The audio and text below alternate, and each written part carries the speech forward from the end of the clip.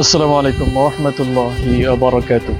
আজকের ভিডিও থেকে একটা ইতিহাস থেকে আমরা অনেক কিছু শিখব। একটা ভিডিও দিয়েছিলাম যে বদরের যুদ্ধ, সেই বদরের যুদ্ধের পর কি হলো সেটা তোমরা জানো না। সেই বদরের যুদ্ধের পর সেই কুরাইশ বংশের তারা পরের বছরই তাদের ভিতরে অনেক আগুন জ্বলেছিল প্রতিশোধ নেওয়ার জন্য।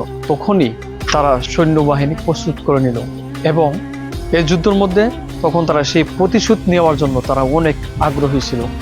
এবং সেই যুদ্ধটা হলো, তারা কাফের বাহিনী ছিল 3000 এবং মুসলিমরা ছিল 700 মাত্র। চিন্তা করেন, তখন কাফেররা ছিল 3000 সৈন্য নিয়ে এবং মুসলিমরা 700 সৈন্য ছিল শাহবাদের। এখন শুরু হলো অনেক বড় মহাযুদ্ধ শুরু হয়ে গেল। অনেক বড় একটা পাহাড় ছিল বহুত বলে, তখন ওই পাহাড়ের মধ্যে তারা প্রথমেই মুসলিমরা আক্রমণ শুরু করলো কাফেরদের পর। আর তারা কাফেররা মার খেতে খেতে তারা পাহাড় থেকে নেমে গেল। আর মুসলিমরা ভেবে নিল যে আমরা জিতে গিয়েছি, আমাদের জয় হয়ে গিয়েছে, কারণ তাদের কনফিডেন্স ছিল অনেক উঁচু। তারা ভাবছিল যে আমরা জিতে গিয়েছি। কিন্তু এখানে সবচেয়ে একটা বড় ভুল হয়ে গেল। তখন নবীজি সাল্লাল্লাহু আলাইহি সাল্লাম তখন সাহাবীদের তাদেরকে বললেন যে তোমরা এই পাহাড় থেকে যে কোনো হালত হোক, তোমরা এই পাহাড় থেকে কখনো নামবে না, এখানেই থাকবে তোমরা।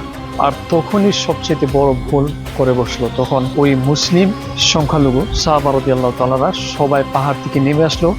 সেই কুরাইশদের, সেই কাফেরদের মাল তাদেরকে লুটপাট করতে সাহাবারা নেমে আসলো। এবং তখনই পিছন থেকে হযরত খালিদ বিন ওয়ালিদ এসে বলল। আমরা কিন্তু তার ইতিহাস কিন্তু সবাই জানি যে খালিদ বিন ওয়ালিদ তার জীবনে এমন একটি যুদ্ধ নাই যে সে যুদ্ধের মধ্যে হার মেনেছে। সে সব যুদ্ধই জিতেছিল। এবং তখন খালিদ বিন ওয়ালিদ ছিল অমুসলিম, তখন তিনি ইসলাম গ্রহণ করছিলেন না। আর তখনই খালিদ বিন ওয়ালিদ পাশ থেকে তরোয়ালের আঘাত শুরু করে দিল এবং এখানে অনেক সাহাবারা তারা আহত হয়ে গেল। তখনই আকাশ থেকে ফেরেশতা জিবরাইল আয়াত নাযিল করে দিলেন যে তোমরা সীমা লঙ্ঘন করেছো, তোমাদেরকে দেওয়া হয়েছিল এই পাহাড়কে তোমরা কখনো ছাড়বে না। কিন্তু তারা পাহাড়কে ছেড়ে দিল এবং তারা পরাজয় হয়ে গেল।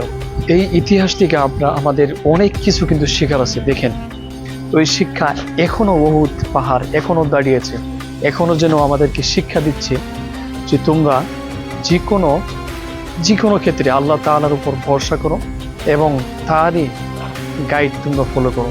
তো সবাই ভালো থাকুন, সুস্থ থাকুন। আজকের ভিডিওতে ঢুকি।